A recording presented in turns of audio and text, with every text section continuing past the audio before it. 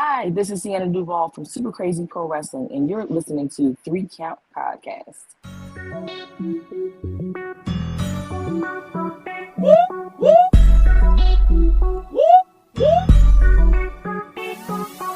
I'm in fashion, roll with Welcome everybody to another great edition of the Three Count Podcast presents Now Into the Ring, and I'm your host Clifford Red Dog Miller, the man that leads you up this mountain called wrestling. And like every good Sherpa, which I like to think after 200 something episodes, you would just acknowledge me as your Sherpa because just like your tribal chief, acknowledge me. But just like every good Sherpa, it's never about me. It's about who's entering the ring. So who's entering the ring today? Well, you can find these people at a Skid Row Academy. You can find them on one of the most hottest places in the entire world. I say that lovingly because I know this place inside and out. I hang out there quite often. You can find them. Give it up for Sienna Duval from Super Crazy Pro Wrestling. Thank you so much for that introduction. That's so cool, and you are such a cool person. So thank you so much. I genuinely enjoy coming up to seeing everybody at Super Crazy, even though I haven't wrestled at Super Crazy yet. There's been so many other promotions that have been there, and I genuinely love the atmosphere, always being around and stuff like that. So I every time I get a chance to pop up and hang out, I'm always excited to be there. Yes, we're excited to have you, and one day, hopefully, yes, you will work for us one day. That'd be awesome. Yeah. So originally, we wanted to have O-DOGG as well, right? But hey, things happen. So we had Sienna, but she is very familiar with the man, the myth, the legend himself, and I just need to know kind of who is O-DOGG? O-DOGG is many things. He's just like your tribal chief. You have to acknowledge him too. But he's a wrestling dad. He's a coach. He's a mentor. He's his own superstar, his own right. He's been in business 25 years, but he's just a human being. And that's what he wants to be known as, and that's how he wants to be respected. It's just someone who loves his business inside and out and wants to provide a platform and a place for people to come perform and train and be themselves. And that's what's most important for him and for me as well. I've been in now 15 years. And so we just want to foster a very family-like atmosphere and make sure that people can come and do their thing at our building, whether it's for Super Crazy or for Skid Row Academy when we run shows for our students, or just for any other promotion. We want you guys to come in and feel comfortable. So that's what he wants. And I think that's I think that's the biggest part about it is a lot of people so I'm going to take this right off of 2300 Wrestling Podcast. Sorry, DB, this is just what's going to happen. But you genuinely build this atmosphere where when you're there, you're family, and you feel like family. And even if you're just a part of what HWT, or maybe you're a part of Invictus, or you're a part of Super Crazy itself, you get into this atmosphere, you're man, I feel so welcomed in this place. And it's genuinely every single time I'm there. That's why I'm always hyped about whenever I see Skid Row Academy pop up. I'm I know exactly where we're going. And and I love and I love coming in because O-DOGG is always just chilling out, and I always walk in, I see him, and I walk right over to him, and even my trainer Stickin, he was telling me too. We just was talking about Sickin the other day. A couple guys from Maryland. We had a show. ABW made their debut on Saturday night, and they had a great crowd.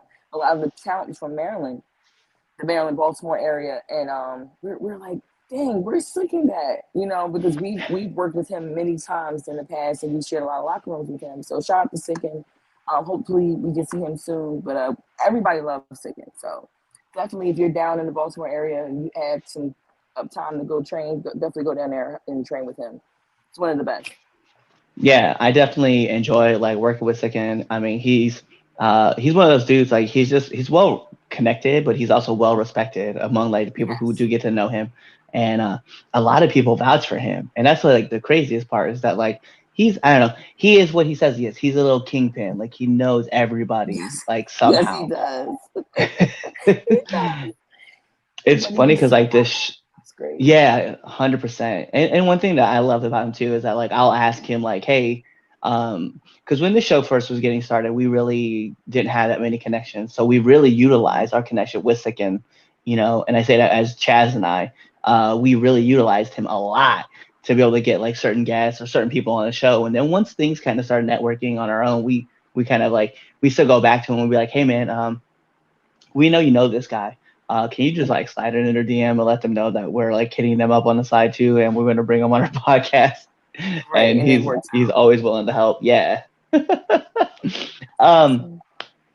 So how did y'all get into the business?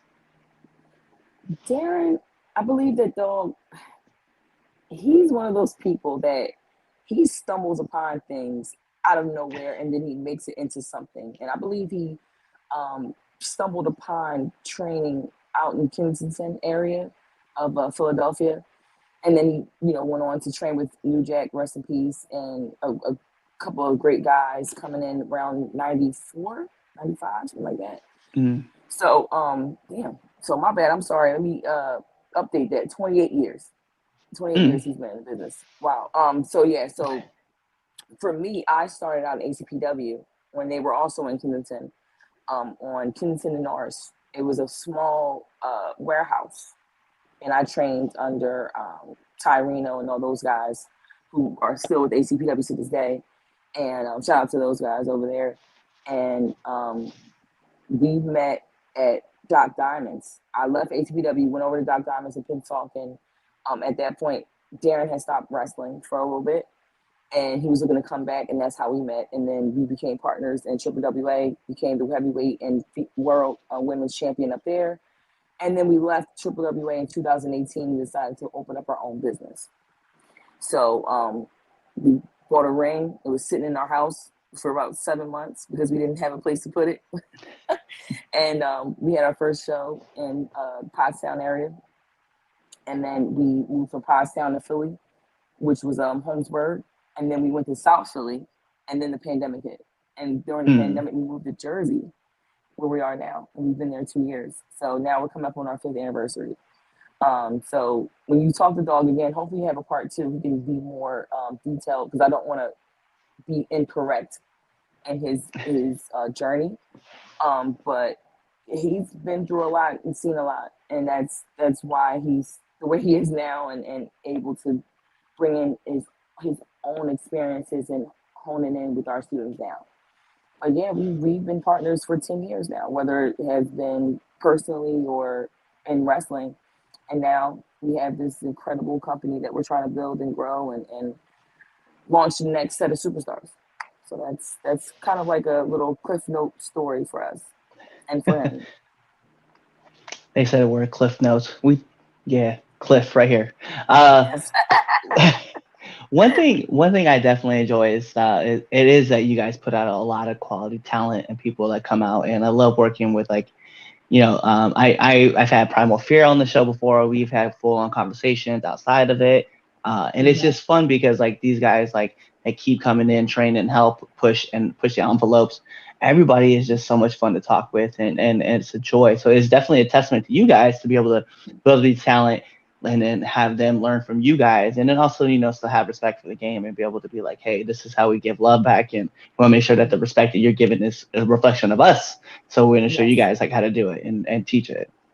And that's exactly what we want to do. Adrian Soriano is our head trainer, and we also have Matt and Gabe that come in, and they also train with him.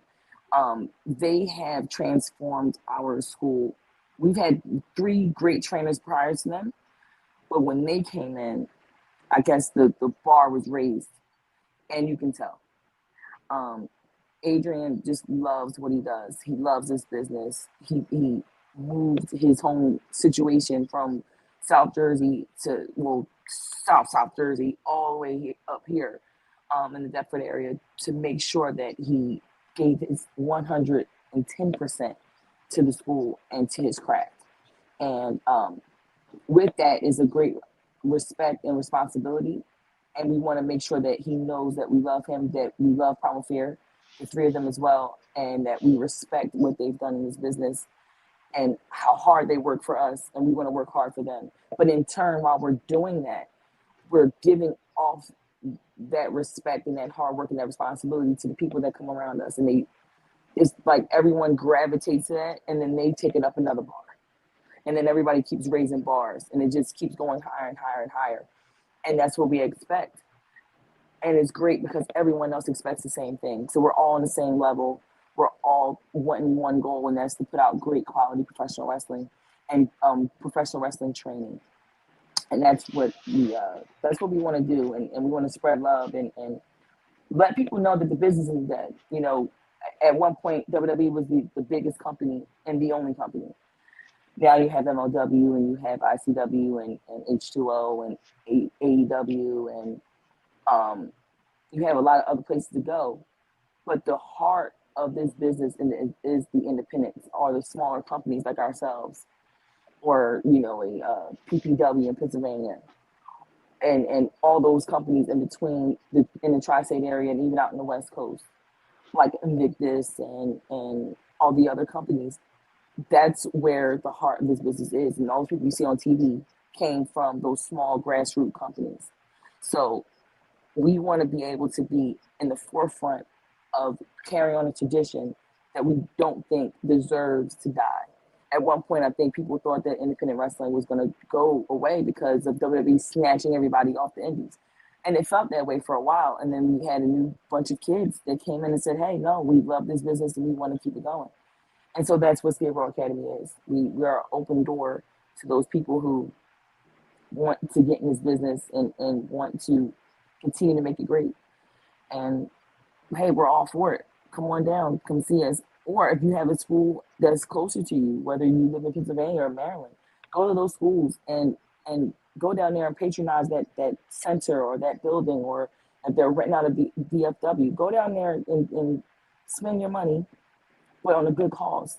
Go down there and support each other, support the sport, and make sure that you carry that responsibility and respect with it. Yeah, I think that's like the biggest thing, and it's something that like for me, especially because like I had come out of the military and I was like, you know, I'm going to work my ass off, but the one thing I want to always make sure is that people understand that like I'm going to give the respect I'm going to get, and even if you gave me, if you're kind of a shitty person to me, I'm going to give you your respect. I may just have a different eye at you if that's the Right, case. exactly. Well, thank you for your But service. hey, no, I appreciate that. One thing that I like to ask, right, and this goes for like promoters and promoting, and also just bringing in wrestlers. What is like the one kind of characteristic that you're looking for, or maybe not even just like the one characteristic, but what are you looking for when someone wants to come and like wrestle at like a Skid Row show? For you to want to learn it all, not know it all.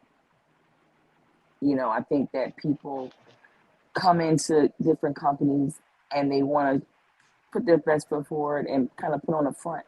We don't want that. We want you, your authentic you, and unapologetically authentic you. We want you to want to learn. I don't. I, we don't want you to know it all, because if you know it all, then there's nothing else to do. You've reached the top of your pinnacle, and that's it. We want you to come in and say, "Hey, I don't know it all. I want to learn it all, and this is who I am. I may not be perfect, but this is who I am, and I love who I am, and I'm not going to be anything other than who I am." And that's exactly what we're looking for. And we can take that, and me and you can go and make your dreams come true. And that's what we're I, looking for. We just want authenticity, just to want to learn, not not anything else, not the flash and all that stuff. We want the person, and those lights go out, and there's nobody in the room with you. We want that person. That's why that's like the one thing I remember like being at I think I was wrestling with HW, no, I'm sorry. Yeah, it was HWT. I was with Mm-hmm. HWT and we're in the building and the crowd was around. They were kind of ruckus, but they were like throwing like rubber chickens around, and like I caught Yeah. one got thrown at me and they got hit me in the back. And I remember grabbing it and just staring at it and just looking at my opponent, looking at the ref, looking back at my opponent, and I had the chicken. I said it pretty loud. Pretty sure everybody heard me, but I was like, "Hey, yo, ref!" I was like, "Hold my cock." And they like Yes. handed it, and Dave Dahl, he was laying on the ground. He's like, "Dude, you're an asshole." And he like tried to roll over and hide his face really quick to like, you know, because but it was a genuine moment where I was like, "Hey, this is exactly one like who I am, but this is more cranked up about me." But I was like, "This is definitely this is the world that I kind of want to play around in and be around." And I thought that like that was like one of those moments that you can't replicate, but it was like a genuine moment of just like, "Hey, this is who I am." Yeah, and that's exactly who we want. We want the goofy, the asshole, the serious but unserious person. We want you to be able to say, I want to have fun here. I have fun here. I like coming here. I love coming here. I don't want anybody ever to come to our building and feel like it's a chore. Yeah. You know what I mean? Like, or think about this business as a chore, but say, I'm wrestling again this weekend and I love it. So that's what we want, and that's what we love to see, and we enjoy hosting so many companies, and we thank each and every company that has patronized us over the last 2 years. You've made it very enjoyable for us, and we've learned so much from everybody, and we just want to continue to have that culture, that authentic, unapologetic asshole culture. Be yourself, please be yourselves. Don't be anything but that. And I feel like it's cool that you can enter the door being like, hey, like this is me, very professional, stone face, like stoic. But it's like there's just something to the authenticity of you, like just being genuine and like just having so much fun. And people will gravitate towards that person more than they will the person that's like, this is my professional Just face. Hello, it's it like is a nice to see blanket you person. again. Yeah. Right, exactly. It's like, God, I gotta go to this place again. Like, we don't want that. And I've wrestled a lot of places. Like, I'm like, oh God, I gotta go in this building again. All right, let me figure out who I'm going to be today. Because people get in the business, especially some promoters, and they just forget that they're human. You're human, and look, we're all here for the same common goal. We all want to make money, but we also want to keep this business alive. So why be stoic? Why just have this blanket statement of I'm the booker, I'm the promoter, I'm the owner of this building, and that's it? Be open, be flexible. It's okay to laugh, and it's okay to hug somebody and smile, or speak 3 times, even though you just saw them 3 times prior. It's okay. Lighten up. It's okay. So that's I'm glad that people can come to our building and feel like that. So a question I like to ask you, because you said something right at the beginning, right? You've been around for 15 years. So I just want to know, like, what's one of the hardest lessons that you've had to learn? That it is okay to make a mistake. Um, you don't always have to be perfect. You don't always have to do the hardest move. Do a whole bunch of flips and a bunch of things that doesn't make any sense. It's okay to be you. I told a student this last night, and it took me about 7 years to figure this out. You don't have to do or be the flashiest person, but who you are fundamentally will show in your work. If your fundamentals work, you ain't never got to do a power bomb or a 360 off the top rope. But that roll up will mean more than everything. If they can see that you genuinely love this business, that you know what you're doing, then they will cheer for that. I had an identity crisis coming in. My original name was something divine, and I didn't understand why I wasn't getting booked or why people wasn't connecting with me. Well, something divine is a statement; it's not a name, right? So nobody could understand what my gimmick was. I didn't even know who I was or what my gimmick was supposed to be. And then I transformed into Sienna Duvall by taking my favorite comedian, Little Duvall from Florida, and the Toyota Sienna, I think, was the van, and putting the names together. And then I just became the girl from South Philly. I wasn't a face or a heel. I was just me. I was just Denise, which is my real name. I was just me. Once I did that, that's who everyone remembered. And to this day, I haven't wrestled in about 4 years now. But to this day, that's who they remember. And if I go look at my matches, they have thousands of views that I didn't even think people watched. I didn't think people cared, but they did. And it wasn't because I did a bunch of flashy moves. I just did what was fundamentally right. And I also made sure that I made my opponent look like Stone Cold Steve Austin or Trish Stratus or Sasha Banks. I made them look like the biggest star possible. And that's another thing. It wasn't hard for me to understand this, but what I had to learn was that wrestling takes 2 people. It's not one person's sport. So as much as I want to perform and get my ish off, I got to make sure my opponent gets their ish off too, and make it make sense. So again, it goes right back to being you and being authentic. And that was hard for me to understand that because I didn't know. I was the only girl in my class, and I didn't have any other woman until Amy Lee. Thank God for her, and shout out to her. She polished me and prepared me for this business and helped me become the performer and the woman I am today. I owe a lot to her. Um, she showed me what it was to be a woman in this business, and it was very hard at the time. It's not as hard now, but at the time, it was only three or four of us just traveling until I went to the South, and that's where all the women were down Florida and Arkansas and Texas and stuff like that. Um, but that was the thing. Just be myself, and everything will fall in place. Just be sweet and kind. That's who I am. I'm a very kind person. Um, and life will show up for you when you're who you really are. Just be nice to people. I like that, and it's one of those things like like you said, like you've grown through and you've kind of seen like just how much kindness will pay off for you. But then also Hmm. like you kind of learn that like, hey, if you're not connecting for some reason, if you're not connecting, you gotta change something up, right? It was something Right. that I had learned. So like I'm a lot older. I ain't going front, and anybody who goes back and listens to our past episodes, you know how old I am. I'm not just repeating it, right? We're gonna make you go listen to another episode. See, we gotta want keep wanting more. Uh, Gotta engage them. See, we're being authentic with that. but one of the things that I definitely understood was when I first got in, right? I was under the impression for some reason that your trainer gave you your gimmick and then you had to like Mm, work with that gimmick. I didn't know any different, right? Because right. I've been watching WWE forever, and everybody I watched at WWE, you were like in the '90s, you were like a wrestler plus this guy, right? Like look at Rebo Man, Right. right? He was, IRS, like Ted DiBiase, all those guys. But it was and when Sicken and I started working and trying to figure out what my character was, he was like, "Hey, you can be like the military dude, just be like very, you know, very upfront, like you're just kind of stuck, one word we use, stoic, right? Very like in your face." And then I tried it, and I tried it for like 6 months. I was giving it a go, things were kind of working a little bit. But then I told Sicken, I was like, I'm not connecting with this character, and my friends who all know me, know that I'm not really connecting with it. And he's like, well, you tell me what would work. And I was like, well, let me tell you. I was like, military people in the front up front are very dark humor. Like everybody laughs at some shit that happens to somebody. It's just something we do.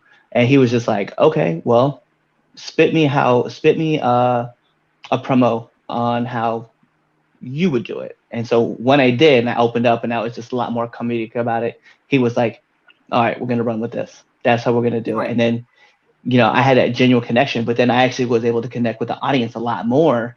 And I think that's what really kind of drove everything too, was to help me like figure out like, hey, yo, this is the avenue that we want to go. And he was like, all right, we're gonna do this. I'm gonna see how you do with this. And now we're, We're I don't know, here, right? 18 months later. Right. That's cool. I'm so glad you shared that story. That's awesome. I I was work like, with a lot and of military people, and it is a lot of dark humor. It is, and I love it. And it's like, where did you come up with that? It's like the yeah. most darkest shit, and it's like, what do you? Why? It's awesome, but why? So that's awesome.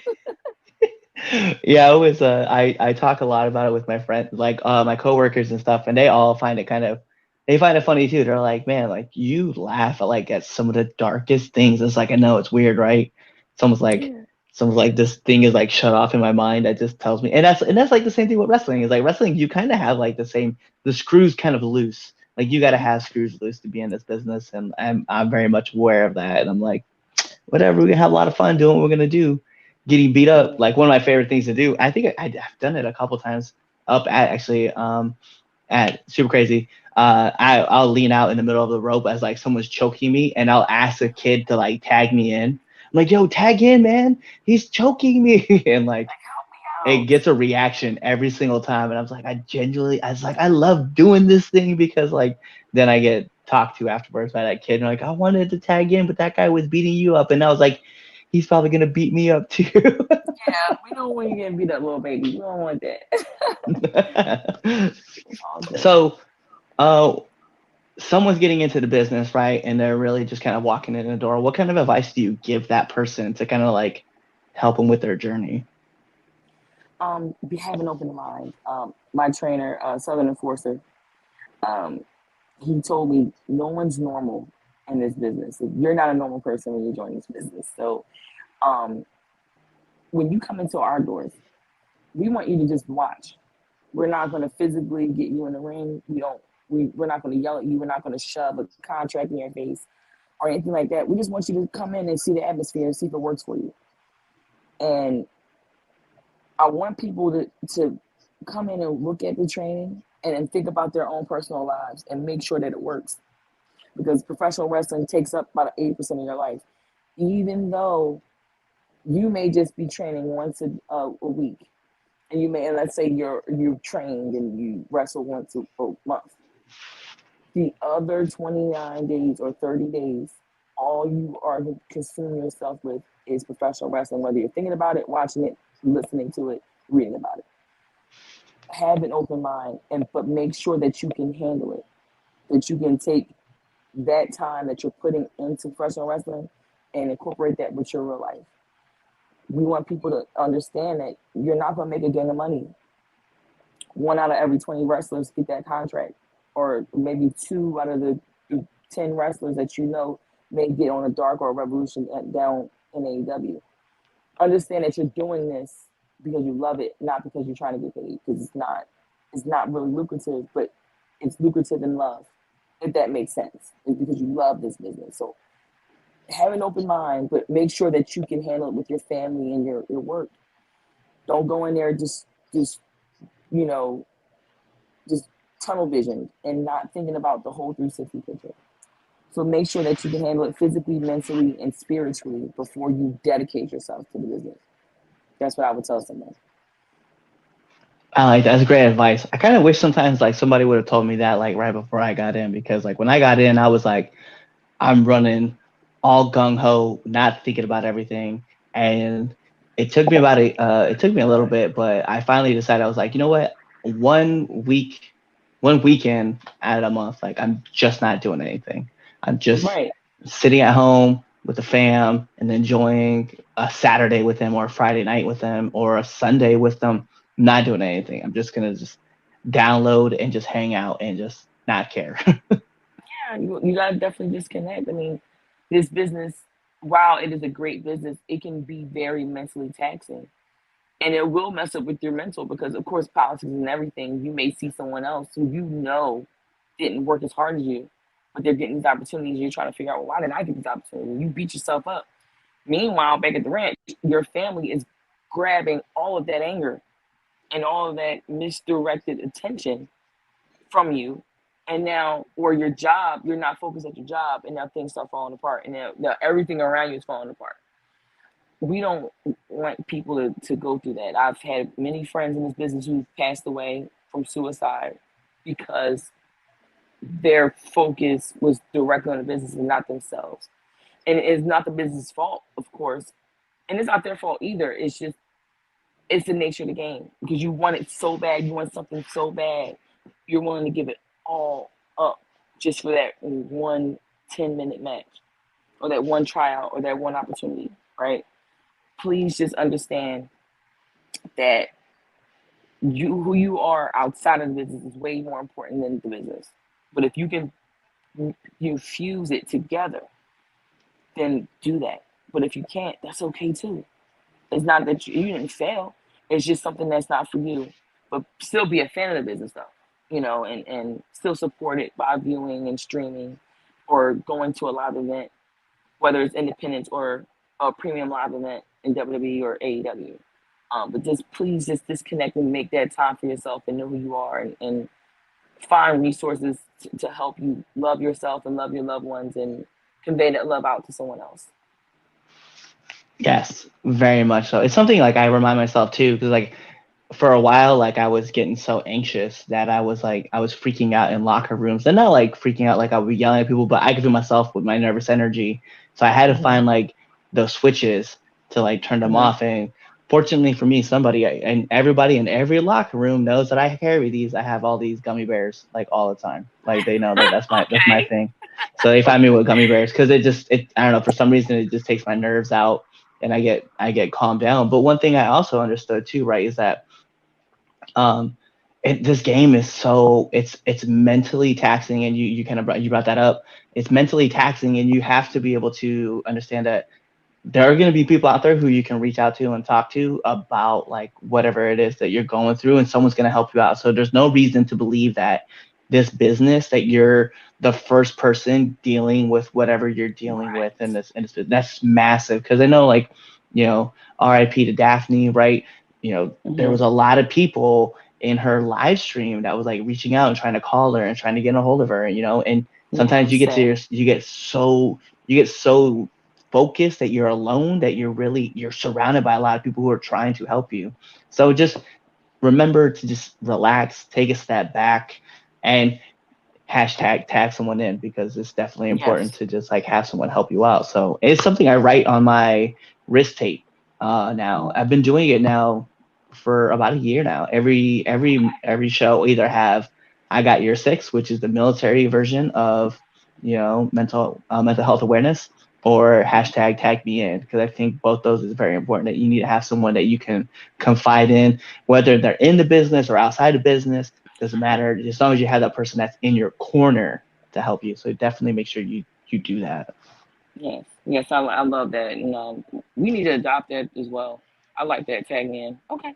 I like it. I like it. So one thing I do want to ask, right? 15 years again, like we've mentioned, I need to know one do and one don't of the locker room.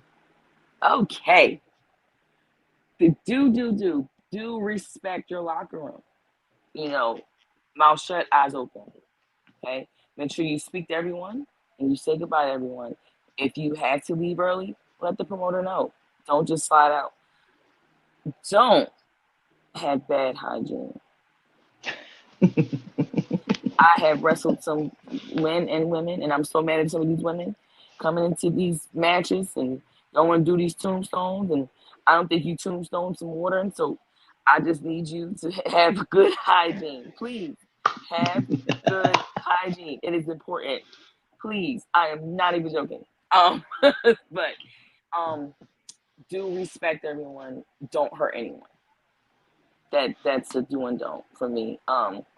Understand, and I have locker room meetings with not only just my locker room, but people who come in and rent our building. This is a family, very dysfunctional family. You walk in and you walk out the same. Respect each other and understand it's not a playground, but this is a place of athletic theater, and that you need each other and we need each other to make this whole thing work. So be respectful, don't be disrespectful. So just it all comes down to respect. It, think about your mother. Rest in peace of mine. My mom just passed. But think about this. Think about someone walking into your mother's home and totally disregarding her and just doing whatever they wanted to do, and then they leave. How would you feel, right? Yeah, you ain't gonna like it too much. So take that same analogy and apply it to the locker room, and your career will go a long way. Even if it's just you wrestle for 3 years and you leave, but you'll be so welcome in that locker room and in that company. So just be respectful. Be respectful of each other's time and bodies. I like that. I like that a lot. It's funny because like I don't say it with my mom, right? Because Mhm. I feel like I've ran into a lot of people who are just like, man, I don't care what my mom thinks. I was like, bet, but what will your grandma say? And at that point, it's like, yeah, I Oh, wouldn't even do that. right. Or your auntie, whoever you are closest Yeah, to. I like because that. like I'm stealing because that too. because like the one thing like I know like so my grandmother, rest in peace, right? Like I curse around my mom, right? Like I still do, like, and I'm open about it. But my grandmother, before she passed away, like I don't she I know she knows that I was saying curse words, but she never heard me say curse word around her, because I was like nah nah nah nah nah nah nah. Because I'd be like with my You mom, I'd tough be like kid. nah. Yeah, I would look with my mom, and I would just be like, nah, fuck that right there. I'm not doing that, right? Not like in the sense of I'm not doing it. I'm just like the direction of something. But when I was talking to my grandmother, it would always be like, you know what? I'm not gonna do that. Just, Right. So I everything is always so think about loud. that. Yeah. Yeah. You better not say that for your. Oh, my grandmother would hit me with her Mm-mm. shoe. Mm. Me and my mom, we're like best friends. So yeah, we curse around each other. We used to laugh. We laughed a lot. But my grandmother and my aunt, not at all. No games played. I'm going to say Mm-mm. hi, Aunt Carol, or hi, Grandma. I'm like, you know, yeah, you better straighten Yep. up. Exactly. I would just be like, yeah, I remember and my grandma was like the sweetest person too. And I would just be like, hey, how are you? And then like my Yeah, mom would be right. like, sup, mom? But it's like, You're like, what you doing? You know, good afternoon, grandma. right? You're all proper, back is straight. Mm, You know, eyes forward. yep, exactly. All right, so like those are kind of like all my heavy hitting questions, but I do got to bring up the best segment of the Three Count podcast. It used to be the Red Dogs Power Rankings, but you know I refuse to acknowledge they've been retired. Chaz, you're not getting this. All right, I'm going to keep this sometime. I'm going to bring this back. I don't know when, but this is the Three Count podcast, 10 count questions, and Sienna, this is how it works. I'm going to fire off 10 questions at you rapid fast. Whatever your answer is, that's your answer. Okay. So we're gonna I'm put in trouble. on we're gonna put on the imaginary timer for added pressure. Bing! In the words of Mike Goldberg, here we go. SmackDown or Raw? SmackDown. Favorite movie? Oh, I can't think of the name of it right now, but it had Leonardo DiCaprio in it, and I it was feel like by that's Whitey Bulger. I forgot the name of it, but I think you know what I'm oh talking about. You know what I'm talking uh yeah, I forget now. Now you say it, I'm like, oh, I'm stuck with this Great Gatsby. As soon as you said Leonardo DiCaprio, that's where my mind went first, and that's not it. Matt Damon was the bad cop. So yeah, Oh, you're about The definitely. Departed. Yes, the part. That's it. There you go. PlayStation or Xbox? PlayStation. Let's see. Favorite cartoon? Looney Tunes. I love I Looney like Tunes. it. Sonic or Mario? Mario. Favorite actor? Leonardo DiCaprio. Okay. Marvel or DC? Marvel. Favorite podcast? Yours. That's right. It's not like we don't have this thing marketed everywhere. That's That's right. That's right. what I'm telling people. Yes, Three Count Podcast. You guys gotta check this out. It's really fun. uh, nominate one person that you want to see on this podcast. Ooh. I absolutely love this woman, and I told her this when I met her because I followed her career. Um, and I think that she doesn't get her flowers at all. Mickey Knuckles. I She like does it. not get her flowers, and she's been through a hell of a lot. I hope to see her again. She just did ICW 38 at our Mm. building. Shout out to all those guys, Danny DeMino. Those guys are awesome. That whole crew. Mickey Knuckles. She does not get her flowers at all. At all. So yeah, that'd be awesome if you can interview her. We're definitely gonna have to reach out and give her flowers because everybody deserves her flowers when they step in. Yes. Last but not least, my favorite question to ask every single person who comes on this show: favorite curse word? Fuck. Ah. Like, is there any other word out there to use? No, of No, course not not. really. Because like fuck is so final, right? It's just so violent. You choose violence when you say fuck. It means more. Right. I don't know. It's It just weird. really, I love, so there's like this YouTube video that I want to get reviraled again, but it was like the history of the F word you can find on YouTube. It's like 2 minutes and 32 seconds, but it's like the greatest 2 minutes and 32 seconds of the world. But it like breaks down the origin of this word and how you can use it in different forms. So like you can use that to like anger or sadness or like inquisitiveness, or you can use it to like, highlight another word in a sentence. I'm like, yo, this word is so versatile. It's like you use it as a noun, adjective, verb, like you can use it for anything. So Every yeah. single word in the sentence. Yes. And if you know anything about South Philly, honey, that's all we use is that word. All we use. I love it. Hey, so that's everything for me. So the last thing I need from you is to let all of our listeners and our viewers know where they can find you. Well, you can find us at Super Crazy Pro Wrestling or just Super Crazy Wrestling on Instagram, Facebook, and Twitter. and Skid Row Academy on Facebook, Instagram, and Twitter. We're going to be doing a TikTok soon, and you can also stream us on IWTV. And we are in the process of making sure that Skid Row Academy shows will be streamed on IWTV soon. So you can physically see us at the Super Crazy Entertainment Center, 1030 Delsey Drive, Unit 4W, Westfield, which is Deptford, New Jersey, 08093. Our next show is January 14th, 2023, and it's Evolution 3 Exodus. It's our inaugural event. We had Exodus as our second show in 2018, and we're going to bring it back and make it an annual show, one of our annual 4. So make sure you guys come out and check us out. Our show is noontime, so you can catch our show and go to someone else's show and promote them and support them as well. So that's where we're at. And if you're interested in training, we're open on Mondays, Wednesdays, Thursdays, some Fridays, 6 p.m. until whenever, and then Saturdays starting at 10 a.m. Okay, well, there you have it. They gave you every place that you could find them, and they even told you when you can go sign up to their school, because you know what, it's a great school and you guys should be checking it out. But like every great part of a wrestling match, we got to take it home, because this is the 3 Count Podcast presents Now Entering the Ring, and I'm your host, Clifford Red Dog Miller, the man that leads you up that mountain called wrestling. But like every good Sherpa, which I'd like to think I am, it's never about me. It's about who's in the ring, and you see them right there, okay? Super Crazy Pro Wrestling. It is Sienna Duval herself. So you guys know what to do. Tune in to the next episode and be there, or you're legitimately following us on all of our social media platforms, which is right here on the bottom. You're either signed up to us on YouTube, you're even following us on Spotify, you're leaving us those 5-star frog splash reviews that you can find on Apple Podcasts. You can even shout us out on Spotify. Just leave like a little comment or something like that. Answer the question: did you enjoy this episode or not?